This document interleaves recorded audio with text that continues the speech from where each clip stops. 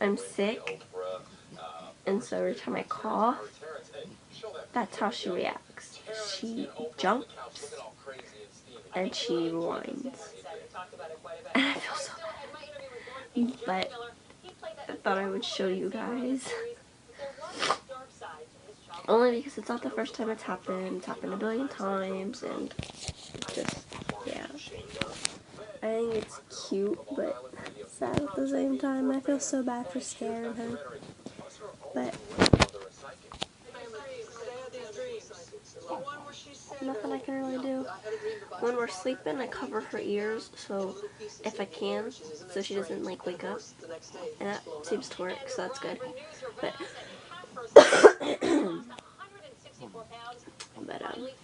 she didn't jump that time because I was talking, and so she's aware that there's gonna be noise. But if I do it like straight out of like when it's quiet and I'm not talking, that's when she jumps up, just like she did in the beginning. But okay, just excuse you. Just thought I'd let you guys see that. Okay, bye.